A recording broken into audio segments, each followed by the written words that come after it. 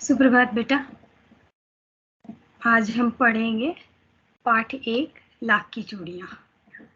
तो screen share करती हूँ आपके साथ और जानते हैं कि लाख की चूड़ियाँ क्या है।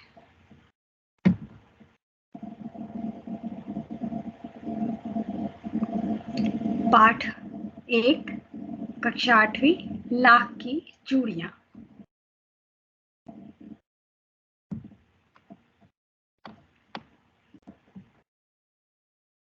लेखक हैं कामतानाथ जी, हिंदी साहित्य के प्रसिद्ध लेखक।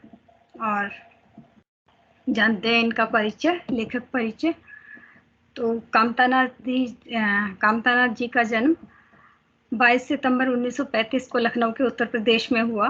सशक्त कथा शिल्पी के रूप में इन्होंने अपनी पहचान बनाई और 78 वर्ष की उम्र में इनका निधन हो गया।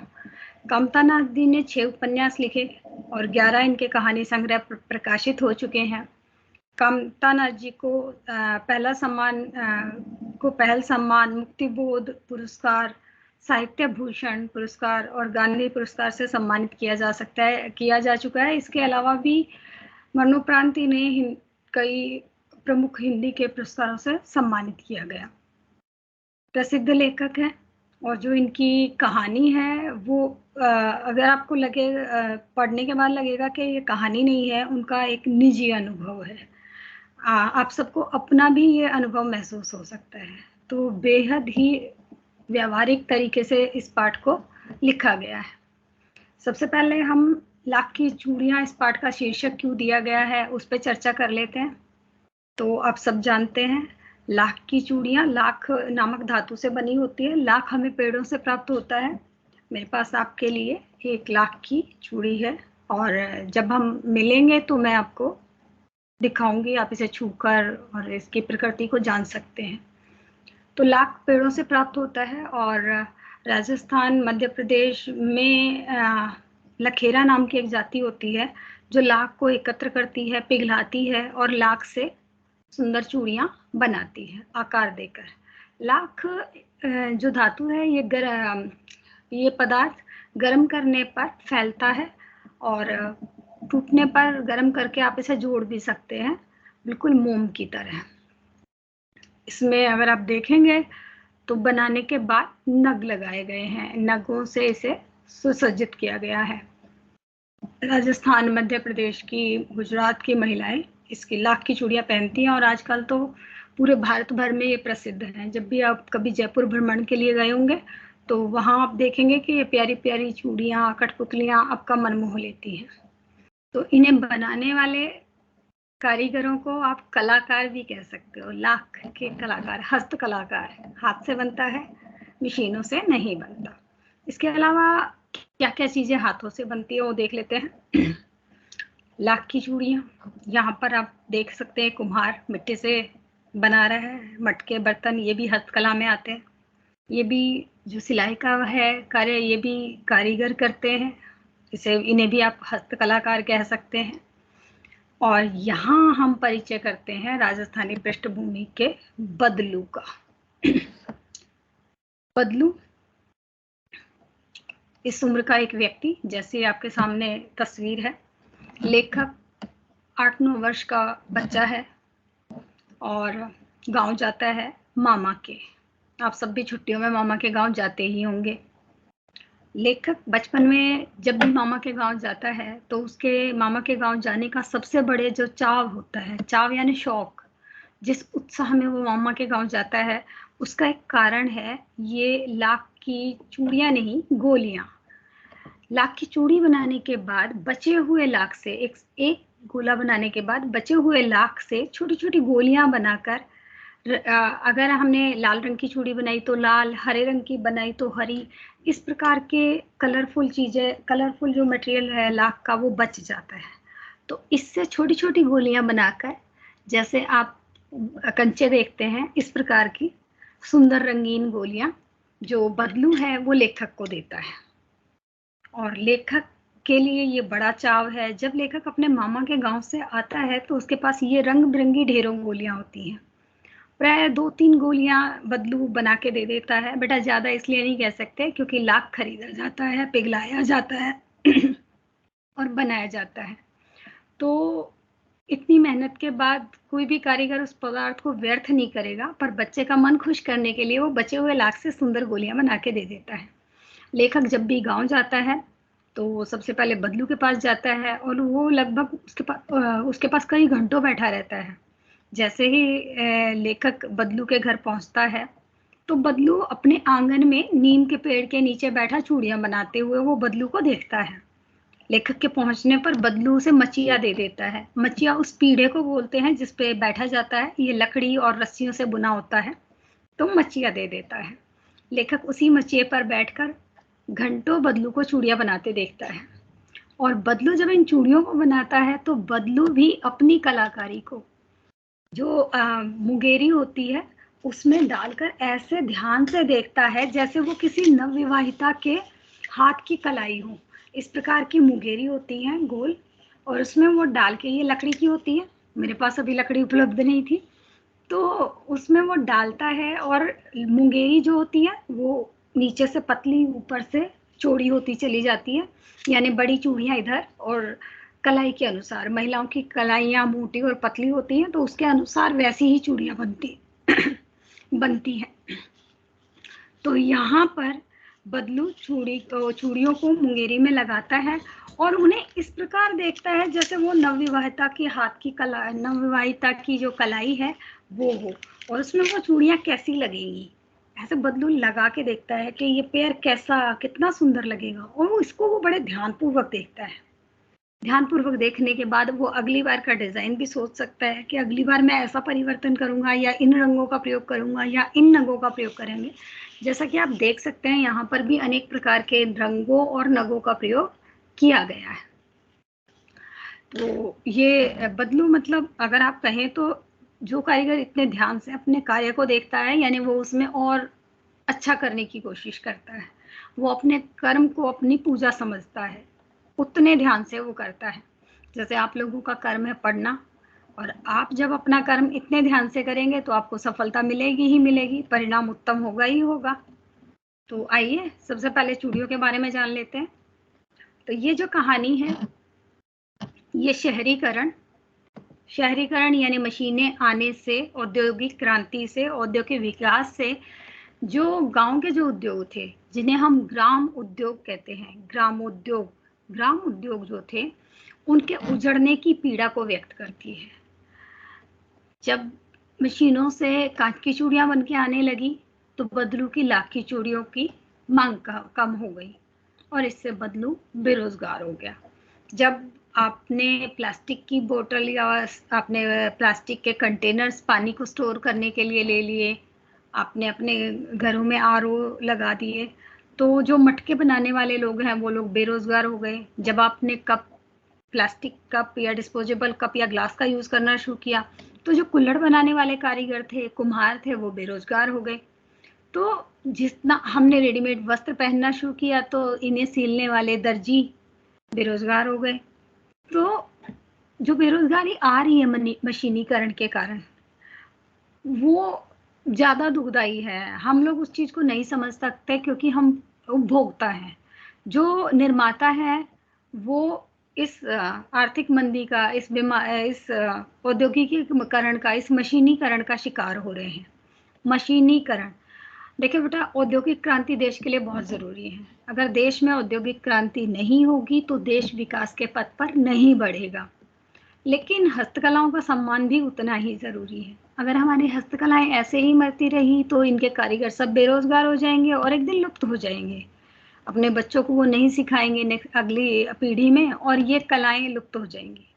आप अनेकों ऐसी कलाएं आज भी इंटरनेट पे सर्च कर सकते हैं जो इस कारण से लुप्त हो रही हैं। आप खुद खोजें, आपको अनेकों कलाएं मिलेंगी, कश्मीरी कशीदाकारी, फुलकारी पंजाब की, ऐसी अनेकों कलाएं हैं जो लुप्त हो रही हैं केवल मशीनीकरण के चलते। तो हस्तकलाओं का अपना स्थान है। ये स्वरोजगार या आत्मनिर्भर भारत की रीढ़ की साबित हो सकती हैं, पर हमारी अनभिज्ञता से या हमारे जो अवहेलना है या जो ऐसा नजरिया है इन उद्योगों के प्रति कि इनकी उपेक्षा करने लगे हैं, तो ये लुप्त तो हो जाएंगी। पाठ के सारांश के बारे में जान लेते हैं। लेखक को सारे गांव में बदलू सबसे अच्छा लगता है क्योंकि वह उसे लाख की सुंदर सुंदर चूड़ियां बना के देता है। लेखक उसे बदलू काका कहता है। देखो, कहना चाहिए बदलू मामा, क्योंकि अगर आप घर में अपनी दादी नानी से बात करेंगे तो आपको पता चलेगा, जब वो अपने दादा या नाना के गांव जाते थे तो दादा के गांव के सभी लोग चाचा ताऊ, लड़कियां बुआ, शादीशुदा महिलाएं चाची ताई होती थी, और जो बुजुर्ग महिला और पुरुष होते थे वो बाबा दादा दादी उनको कह के संबोधित किया जाता था। जबकि नाना के गांव जाने पर जितने भी बुजुर्ग होते थे उन्हें नाना नानी, जो भी युवा होते थे उन्हें मामा, महिलाओं को मौसी या विवाहित महिलाओं को मामी कहकर संबोधित वहां पर किया जाता था। तो मामा के गांव के होने के कारण लेखक को उसे मामा कहना चाहिए, बदलू मामा। लेकिन लेखक इतना छोटा था, 7-8 वर्ष का जो बच्चा था, वो जो सुनता है वही बोलता है। ऐसा आपने अपने घरों में कई बार महसूस किया होगा, कई बार इस चीज को आप अनुभव कर चुके होंगे। तो लेखक सारे गांव के बच्चों के साथ रहता है, और बच्चे जो हैं वो बदलू को बदलू काका कहते हैं क्योंकि वो तो उनके काका ही लगते हैं। और लेखक भी इसी कारण उन्हें बदलू मामा ना कहकर बच्चों की देखा देखी उन्हें बदलू काका कहते हैं। लेकिन बदलू काका को इसका कोई बुरा नहीं, वो बच्चे को उतना ही प्यार करते हैं और लेखक को तो बहुत प्यार करते हैं। बदलू काका नीम के नीचे बैठकर दहकती भट्टी जो फर्नेस होती है उस पर लाख पिघलाते, पहले उसे मेल्ट करते, पिघलाना, और उसे चूड़ी का आकार देते। फिर वो बेलन नुमा मुंगेरी, बेलन नुमा यानी बेलन के आकार की, इस प्रकार की आकार की मुंगेरी पर चढ़ाकर उसे चूड़ियों को आकार देता, बाद में उन पर रंग करता और फिर उनमें इस तरीके के स्टोन भी लगाकर उन्हें सुंदर बनाने की कोशिश करता। बीच बीच में वह हुक्का पीता रहता। अब यहाँ हुक्का पीना आज के समय में हम बहुत बुरा मानते हैं, पर गाँव में ये एक परंपरा सी बन गई थी उन लोगों की कि वो जब भी सामूहिक रूप से बैठते थे तो हुक्का पीते थे गांव के बुजुर्ग। आपने सुना भी होगा किसी को अगर सजा देनी होती थी तो कहते थे उनका हुक्का पानी बंद कर दिया, मतलब समाज में बैठना मना कर दिया। तो यहाँ पर बदलू बीच बीच में हुक्का पीता रहता है। स्मोकिंग ही है, बिल्कुल गलत है, मैं नहीं कहती, लेकिन इसे उस तरीके से नहीं देखा जाना चाहिए। वह बचपन में वह लेखक को लला कहता है। बदलू लेखक को लला कहता है, छोटा बच्चा लला, और लेखक बदलू को बदलू काका कहता है और उसे कहना चाहिए बदलू मामा, क्योंकि गांव के सभी बच्चे उसे ऐसे ही पुकारते हैं। वह लला कहता है और उसे एक मचिया पे बिठाता है, वहीं बैठकर लेखक उसे चूड़ियां बनाते देखता है। बदलू एक मनिहार है। मनिहार मिट्टी के बर्तन बनाने वाला कुम्हार, सोने के आभूषण बनाने वाला सुनार, लोहे की धातुएं बनाने वाला लोहार, तो इसी प्रकार चूड़ी का बनाने वाला मनिहार। राजस्थान में इस जाति को लखेरा भी कहते हैं, लाख का काम करने वाले लखेरा। तो चूड़ियां बनाना उसका पैतृक पेशा है। पैतृक यानी पिता का, खानदानी, उनके दादा परदादा यही काम करते करते आए हैं और आज इस पीढ़ी में है। तो बदलू वर्ण व्यवस्था के अनुसार चूड़ी बनाता है, मनिहार है वो। गांव के पैतृक पेशा आपको समझ में आ गया होगा, जो उनका खानदानी व्यवसाय है। गांव की सभी स्त्रियां उसी की बनाई चूड़ियां पहनती थी। बदलू का स्वभाव बहुत सीधा था। विवाह के अवसर पर वह उसकी चूड़ियों की मांग ज्यादा बढ़ जाती थी। बेटा, विवाह के जोड़े का, क्योंकि वो सुहाग का जोड़ा होता है, एक शगुन होता है, तो उसको विशेष महत्व दिया जाता है। आप देखिए, हम सामान्य रूप से मेहंदी लगवाने जाते हैं आपके घर पे, जो भी माताएं बहनें या जो भी महिलाएं होंगी, वो अगर साधारण रूप से मेहंदी लगवाएं तो 100-200 रुपए में लग जाती है। लेकिन अगर विवाह हो और दुल्हन को मेहंदी लगानी हो तो बहुत महंगी लगती है, क्योंकि वो शगुन माना जाता है। ठीक इसी प्रकार विवाह के जोड़े का भी विशेष महत्व होता है। आप कभी भी देखिए, विवाह का लहंगा बहुत महंगा होगा, जो ड्रेस दुल्हन फेरों पे या जयमाल पे पहनेगी, लेकिन साधारण दिनों में जो वो कपड़े पहनती है वो उतने महंगे नहीं होते, तो इसीलिए विवाह का जोड़ा नेचुरली महंगा होगा। तो यहाँ बदलू जो विवाह का जोड़ा दे रहा है वो महंगा है, थोड़ा सा महंगा देता है। और बेटा गांव में एक परंपरा होती है कि गांव में जो सिस्टम होता है खरीदारी का, जो तरीका होता है वो होता है वस्तु विनिमय। उस समय पर वस्तु विनिमय होता था। अब वस्तु विनिमय आप समझिए क्या होता है। अगर मुझे सब्जी चाहिए और मैं किसान हूँ, तो मैं अपने घर से कुछ अनाज, 1 किलो अनाज सब्जी वाले को दूंगी और सब्जी वाला मुझे 1 किलो कोई भी चीज या 2 किलो दे देगा, क्योंकि अनाज अगर महंगा होगा उसकी सब्जी से, और सब्जी मान लो टमाटर है, मौसमी है, सस्ती है, तो वो 2-3 किलो आपको दे देगा उस अनाज के बदले। अगर आपको नमक लेना है तो आप अनाज दे दीजिए और नमक ले लीजिए। अगर आपको मिट्टी के बर्तन लेने हैं तो आप उस मिट्टी के बर्तन वाले को अनाज दे दीजिए और उससे मिट्टी के बर्तन ले लीजिए। तो इससे सभी चीजें सभी लोगों को मिल जाती थी गांव में। इसीलिए हमारे गांव आत्मनिर्भर थे, किसी पर निर्भर नहीं थे, क्योंकि किसान अन्न उगाता है, वही अन्न गांव के सभी घरों में पहुंच जाता है इन चीजों के द्वारा।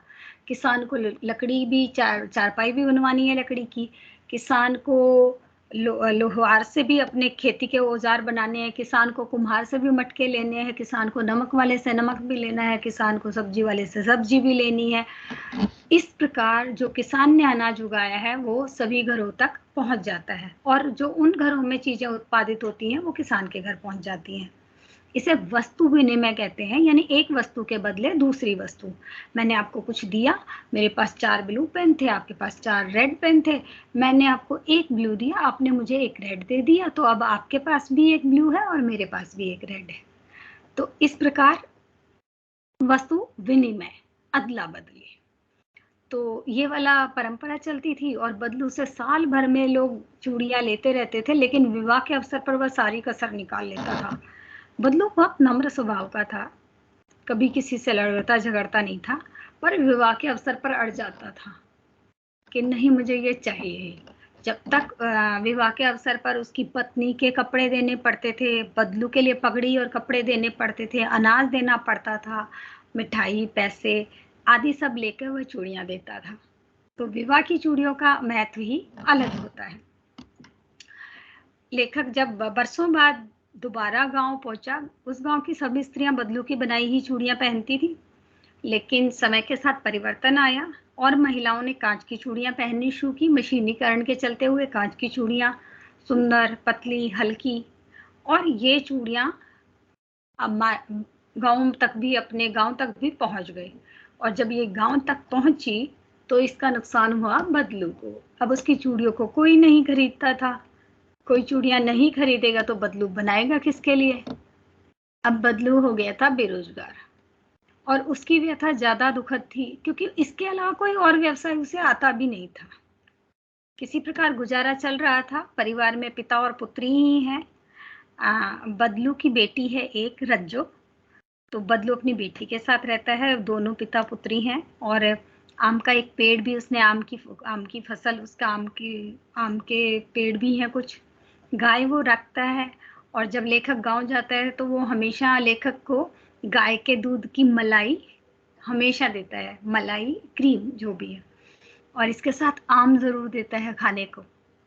तो इस बार भी जब लेखक गया तो बदलू ने उसे आम खिलाए थे। लेखक इतने सालों बाद गया गांव, बदलू से मिलने नहीं जा सका, मामा के घर पर ही रहा। अचानक एक दिन घर पर कोई नहीं था और बारिश हुई, और जो लेखक के मामा की बेटी है वो आंगन में बारिश के कारण पानी था तो फिसल कर गिर गई। उसने हाथ में कांच की चूड़ियां पहनी हुई थी, एक चूड़ी टूटी और उसकी कलाई में घुस गई और खूब सारा खून निकलने लगा, और वो दर्द से चिल्ला भी रही थी। काफी दर्द हुआ, काफी खून बहा। कोई घर पर नहीं था तो लेखक को ही उसकी मरहम पट्टी करनी पड़ी। घाव को मरहम पट्टी यानी बैंडेज, घाव को साफ किया और पट्टी बांधकर खून को रोकने का प्रयास किया। इस घटना से लेखक को तुरंत बदलू की याद आई कि बदलू लाख की चूड़ियां बनाता था, सब लाख की चूड़ियां पहनते थे, तो ऐसी दुर्घटनाएं होती ही नहीं थी। लाख तो ना टूटता है ना गड़ता है हाथ में, लाख स्वभाव से मुलायम होता है। लाख मुलायम होता है, मैं इसका आपको उदाहरण दे सकती हूँ। मेरे पास कुछ चूड़ियां हैं, अगर आप देखोगे तो इनका आकार गोल नहीं है, ओवल शेप में है, ये गोल ही थी। पर क्योंकि गर्मी के कारण ये पिघल जाता है लाख, तो लाख की चूड़ियों का आकार बदल गया है। अगर हम इन्हें गर्म करके थोड़ा सा ऊपर से दबाएंगे तो ये फिर से गोल हो जाएंगी। लाख की चूड़ियां टूटने पर, अगर लाख की चूड़ी टूट भी गई है, मैं आपको दिखा देती हूँ, ये मेरे पास लाख की टूटी हुई चूड़ी है। हम मिलेंगे क्लास में तो इसे जोड़ेंगे। तो ये देखिए, इसे आप इस कॉर्नर से मिलाइए और अब इसको गर्म कर दीजिए। इसको भी थोड़ा सा गर्म करके जोड़ना है और ये जुड़ जाएगी। इसीलिए मैंने इसे फेंका नहीं, क्योंकि ये जुड़ सकती है, तो इसको टूटने के बाद फेंकने की आवश्यकता नहीं है। अगर आपके टुकड़े भी हैं तो जुड़ जाएगी। अगर कोई टुकड़ा नहीं मिल गया तो छोटी बन जाएगी, छोटी जुड़ जाएगी, किसी और पर्पज में आ जाएगी। लाख का प्रयोग स्टैंप लगाने पे भी होता है। आप देखेंगे सरकारी जो आपके घर पार्सल आते हैं उस पर एक लाल कलर का स्टैंप लगा होता है, तो वो लाख से ही लगाया जाता है। बदलू सबसे ज्यादा कांच की, बदलू स्वभाव से सीधा था। सॉरी। विवाह के अवसर पर उसकी चूड़ियों का मूल्य बढ़ जाता था, जो मैंने अभी बताया आपको कारण। वह कांच की चूड़ियों से बहुत चिढ़ता था, क्योंकि महिलाएं जब कांच की चूड़ियां पहनती हैं तो बदलू का व्यवसाय उसी से ठप हो रहा है। लेकिन व्यवसाय बंद होने के बाद जब चूड़ियां बनाना बदलू ने बंद कर दिया तो उसका शरीर ढल गया। वो ऐसा थका थका बीमार बीमार महसूस होने लगा। लेखक उससे मिलने गया तो उसे खांसी भी आ रही थी। लेखक ने पूछा कि आपको खांसी तपेदिक वगैरह तो नहीं है? तो बदलू ने कहा कि दमा नहीं है ये, ठीक है, ये मुझे फसली खांसी है, यानी फसल कट रही है अभी, तो डस्ट है एनवायरनमेंट में, इसलिए ये है। जैसे ही फसल कटने का काम बंद हो जाएगा, सबका अनाज निकल के घर आ जाएगा, ये बंद हो जाएगी। बदलू के मन में एक व्यथा छुपी थी उसके व्यवसाय बंद होने की। उसने लेखक को बताई नहीं, पर लेखक उस व्यथा को बिना बोले ही समझ गया कि बदलू इतना निढाल थका टूटा हुआ कैसे महसूस कर रहा है। पर बदलू ने हार कर भी हार नहीं मानी थी। उसने लेखक को ये बिल्कुल भी एहसास नहीं होने दिया कि आज वो बेरोजगार है और आर्थिक तंगी से गुजर रहा है। लेखक ने जब उसकी गाय के बारे में पूछा तो उसने कहा कि गाय तो कब की बेच दी लला, जब खुद को खाने को नहीं था तो गाय को कैसे खिलाता। तो लेकिन आज भी उसने, जब लेखक आज भी उससे मिलने गए तो उसने अपनी बेटी जो थी रज्जो, उसको बोला कि लला को आम खिलाओ। सिंदूरी किस्म के आम की कई किस्में होती है, लंगड़ा, चोशा, तोतापरी। तो यहाँ पर ये सिंदूरी जो किस्म है उसके आम उसने लेखक को खिलाए। अंजलि भरकर इतने सारे आम रज्जो ने लेखक की तरफ बढ़ाए। और जब रज्जो ने ये आम लेखक की तरफ बढ़ाए तो लेखक ने एक चीज नोटिस की। लेखक ने देखा कि बदलू कह रहा है कि उसने चूड़ियां बनाना कब का बंद कर दिया, पर चूड़ियां तो उसकी बेटी ने अभी भी पहनी हुई हैं। बहुत सुंदर लाख की चूड़ियां रज्जो की कलाई में थी, बहुत ही सुंदर, दुल्हन का सा जोड़ा, लाल कलर का, बिल्कुल ऐसा। तो लेखक ने पूछा कि लेखक ने उनको गौर से देखा। अब बदलू समझ गया कि लेखक पूछेगा अगर चूड़ियां बनाना बंद कर दी है तो ये रज्जो ने इतना सुंदर जोड़ा कैसे पहना है।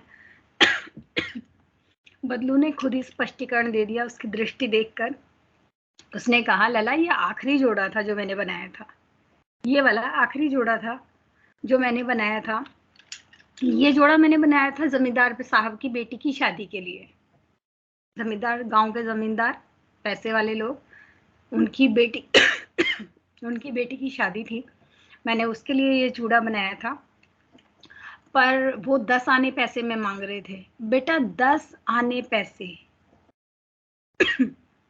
ठीक है, आप समझ सकते हो, 4 आने 25 पैसे, 1/4 रुपीज का। 8 आने यानी 50 पैसा। तो यहाँ पर 12 यानी 75 और 100 यानी 100 पैसे का 1 रुपया होता है। और जमींदार साहब कितने में चाह रहे थे इसे? 10 आने पैसे में, ठीक है। जब हम मिलेंगे तो आप मुझे इसकी कीमत बताओगे, 10 आने पैसे कितने, और 4 आने और 8 आने और 12 आने और 1 रुपया। तो इतने कम वो दे रहे थे। बदलू ने कहा कि इतने कम में तो वो नहीं देगा, तो बदलू ने कह दिया अगर इससे कम में चाहिए तो तुम शहर से ले आओ अपनी। और उसके बाद वो चूड़ा नहीं बेचा, उसने वो चूड़ा अपनी बेटी को दे दिया। देखो बदलू कितना स्वाभिमानी है, उसने बहुत मेहनत से ये चूड़ा बनाया था। अगर आप देखो कितनी बारीक कलाकारी किसने की थी, कितने नक्श और उसने लगाया था, इसको बनाने में कितनी मेहनत की थी, और उसके बाद वो 10 आने पैसे दे रहे थे। तो बदलू ने अपनी मेहनत को सस्ते में नहीं बेचा, अपने पास रख लिया कि मेरी बेटी तो पहनेगी, अपनी बेटी को दे दिया पहनने के लिए। इसीलिए लेखक ने अंत में कहा है कि बदलू ने हार मानकर भी हार नहीं मानी, मतलब जमींदार साहब के सामने भी हार नहीं मानी थी। वो हार गया था मशीनी युग से, उसका व्यवसाय बंद हो गया था, लेकिन व्यक्तित्व नहीं टूटा था उसका। पाठ को विस्तार से कक्षा में पढ़ेंगे। कुछ नवीन शब्द इसमें आए। कूदना, कूदना यानी मन में कुंठित होना। कसर निकालना, कसर यानी कमी या घाटा पूरा करना। वाक्य में प्रयोग आता है, वाक्य में प्रयोग करके बताती हूँ। बदलू मन ही मन कूद उठा, यानी कुंठित हो गया। कसर निकालना, विवाह आदि, विवाह के समय वह सारी कसर निकाल लेता था। साल भर कोई चाहे उससे मुफ्त में चूड़ियां ले ले, पर विवाह के समय वह सारी कसर निकाल लेता था, यानी जितना घाटा हुआ था उसकी पूर्ति कर लेता था। सलाख, सलाख बोलते हैं लाख की छड़ को, एक धातु की छड़ को जिसपे चूड़ियां चढ़ाई जाती हैं। मुंगेरी, लकड़ी गोल एकदम सलाख से निकाला जाता है लाख, वो धातु की छड़ी होती है, उससे लाख भट्टी से निकाला जाता है।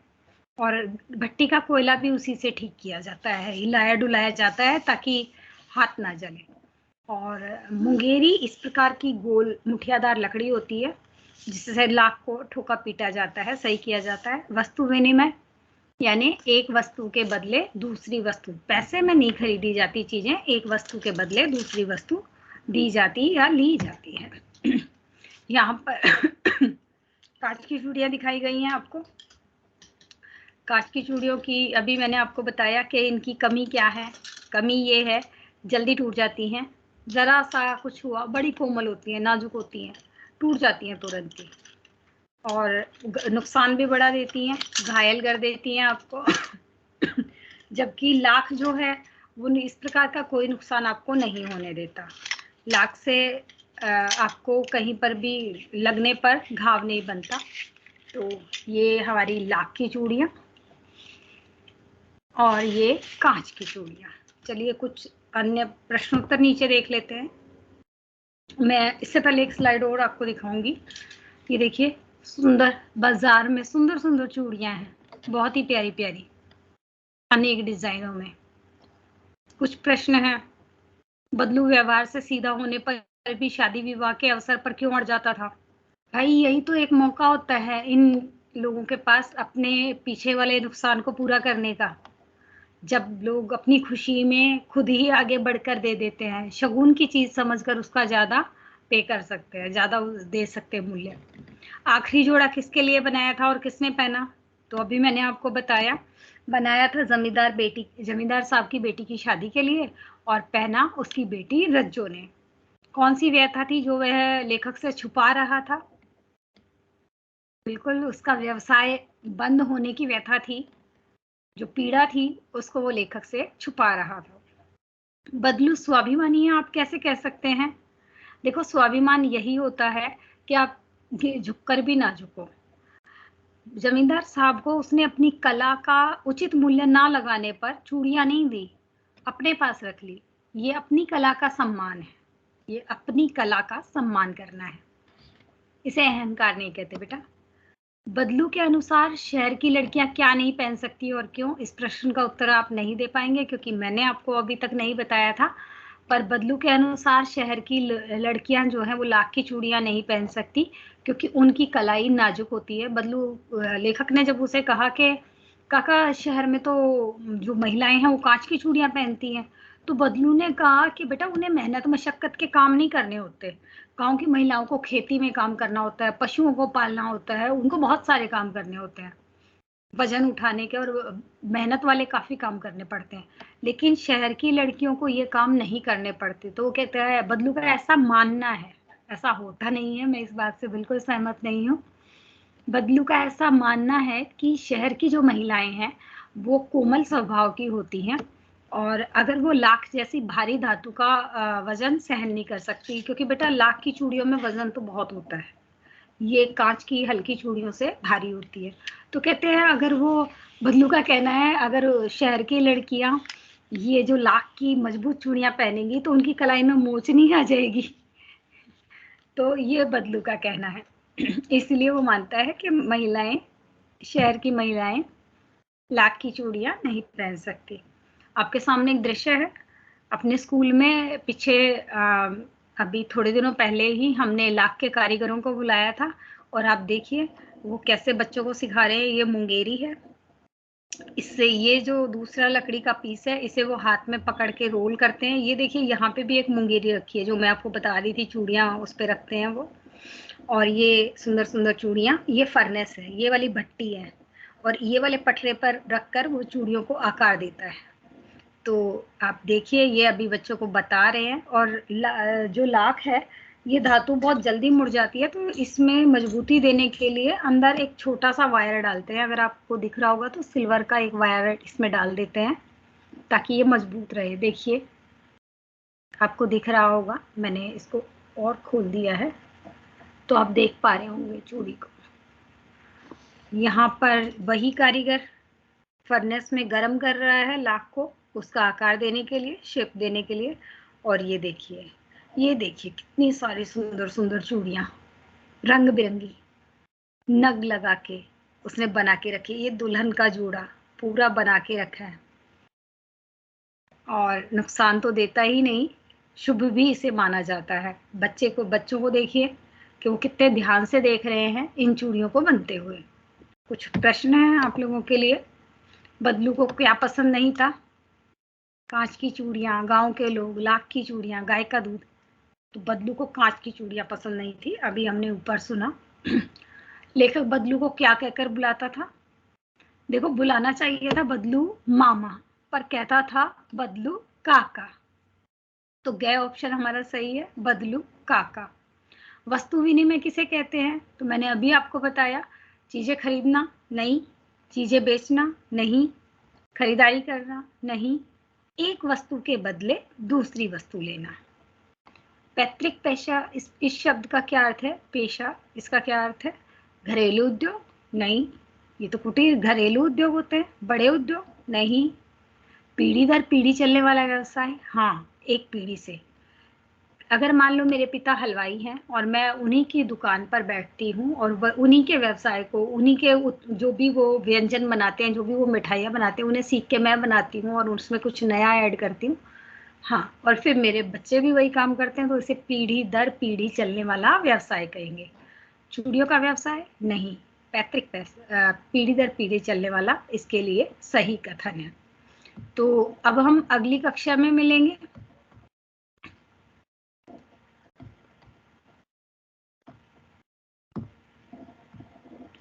बदलू का पाठ आपके लिए एक गृह कार्य हम आपको दे देते हैं। आपको इस पाठ को बहुत अच्छे से पढ़ना है, और पढ़ने के बाद आपको इसे कक्षा चर्चा के लिए तैयार करना है। कक्षा में आपसे इससे संबंधित काफी सारे प्रश्न पूछे जाएंगे। आज की कक्षा को मैं यहीं समाप्त करती हूँ। जब मिलेंगे तो मैं आप लोगों को इसके आगे की जानकारी दूंगी। आप लोगों के जो भी प्रश्न हैं वो भी आप मुझसे पूछ सकते हैं, और कुछ तैयारी करें, पीछे के प्रश्नों को देखें। एक और चीज कहना चाहूंगी बेटा, दीक्षा ऐप आप सभी अपने पेरेंट्स के फ़ोन में डाउनलोड करवा लें, और उसमें आपके लिए वसंत की सारी पीपीटी, सारे प्रश्न उत्तर, एमसीक्यू सभी कुछ वहाँ पर उपलब्ध है। तो उससे भी आप कर सकते हैं। आपकी एबी में दिए गए एमसीक्यू आप पहले पाठ को स्वयं पढ़िए, फिर उसके एमसीक्यू करने का प्रयास कीजिए। आप पेंसिल से कीजिए एबी में, और जब हम मिलेंगे तो हम उन्हें सही करेंगे चर्चा करके, और अन्य विषयों पर भी चर्चा करेंगे, जैसे कुटीर उद्योग क्यों जरूरी है, मशीनीकरण क्यों जरूरी है, मशीनीकरण के लाभ क्या है, नुकसान क्या है, बदलू ऐसी स्थिति में और क्या कर सकता था, किस किस प्रकार के कुटीर उद्योग होते हैं, ये हमारे भारत की उन्नति के लिए, विकसित होने के लिए, भारत को आत्मनिर्भर बनाने में कुटीर उद्योगों का योगदान क्या है, कौन कौन से राज्यों में किस किस प्रकार के कुटीर उद्योग है, इनमें लगे कारीगरों की वर्तमान में क्या दशा है, सरकार को इनकी दशा को उन्नत करने के लिए क्या प्रयास करना चाहिए, हम किस प्रकार योगदान दे सकते हैं इन कारीगरों को इस दुर्दशा में जाने से बचाने के लिए। इन सब पर चर्चा हम कक्षा में करेंगे। तो मैं आप सबसे आग्रह करती हूँ कि कृपया इस पाठ को पूरा पढ़ें, और मैं उम्मीद करती हूँ कि जब हम मिलेंगे तो हम इस पर एक अच्छी कक्षा चर्चा करने में सक्षम होंगे। तो मैं क्लास को अभी के लिए समाप्त कर देती हूँ।